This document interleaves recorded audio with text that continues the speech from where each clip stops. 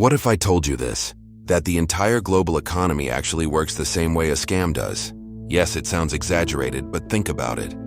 The money you save, the pension premiums you pay, the mortgage installments people struggle with for decades, all of them can only survive if new people constantly join underneath to keep feeding the system. This isn't a Ponzi game hidden in some dark corner of finance. This is the structure of how the modern world operates. And here's the sad truth. The only reason this system stays alive is because governments and banks keep creating new customers, new loans, and new hopes. The question isn't will it collapse? The question is, when it collapses, who gets crushed? You know how a pyramid scheme works. It promises unbelievable returns but produces no real income. It pays the old investors using the money of new ones. Remember Charles Ponzi? In 1920, he promised people a 50% profit in 90 days. At first, by using the newcomers' money to pay the early ones, he made it look successful. Everyone thought they were safe. Money was pouring in. But math never lies. Each new layer requires far more people than the one before it. Eventually, it collapses. It's that simple. Now here's the real punchline. If you strip away the laws and fancy terminology, today's economic system continues on the exact same logic. Governments borrow trillions, not from the value they create, but from people who haven't even been born yet. Corporations take on debt just to inflate their stock prices. Homes only rise in value as long as people keep borrowing more.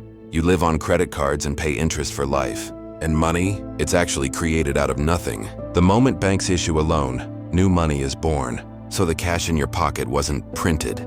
It was created as debt. You deposit $1,000 in the bank holds only a small fraction and lends out the rest. That loan gets deposited into another bank, which then lends it again. A single amount of money circulates through the system, as if it exists several times over, layer upon layer, all balanced on a thin sense of trust. And when that trust breaks, you already know what happens. Bank runs, collapses, emergency government bailouts. This system isn't new. After World War II, the dollar was tied to gold. When that link was cut in 1971, the faith economy began. Money became valuable simply because the state said so, and faith is fragile. Look at pensions. Today's retirees are paid by today's workers. The base of the pyramid works only if it's wide, but the world is aging. Fewer young people, more elderly. Math leads to the same outcome again. It doesn't carry the weight. The housing market works the same. Homes aren't expensive because they're valuable, but because new buyers take on more debt. When new buyers slow down, the pyramid cracks. Financial markets? Prices are driven not by real value, but by the belief that someone else will buy it for more tomorrow. Crypto showed this openly, but the same logic exists everywhere. And when the system starts failing, who steps in? Central banks. When the housing bubble burst in 2008, central banks printed trillions. They called it quantitative easing. But what really happened was obvious. Injecting new money to keep the pyramid from collapsing. Losses went to the public, profits to the private sector. The pyramid wasn't allowed to fall.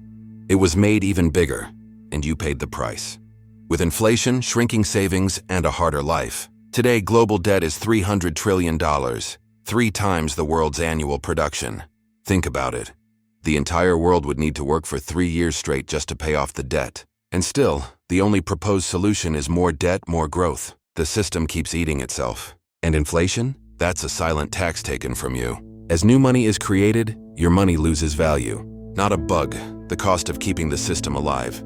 The demographic crisis is even worse. In Japan, more adult diapers are sold than baby diapers. It's not just a funny statistic, it's an economic warning bell. So in short, we think this pyramid is normal economy. We call it growth. We call it stimulus, but in reality, a structure that must grow forever is trying to survive in a world that cannot grow forever. And the outcome isn't hard to predict. When the base shrinks, trust fades, and money flow stops.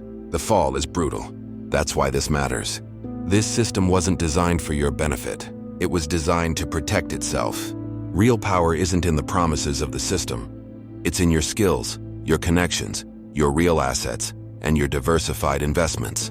Financial freedom doesn't come from government saving you. It comes from understanding the game the system plays and staying away from its traps. The global economy may not be a pyramid legally, but in its behavior it comes dangerously close. And if history teaches us one thing, those at the bottom of the pyramid suffer the most when it collapses. If this video gave you a new perspective, subscribe. History holds the answers,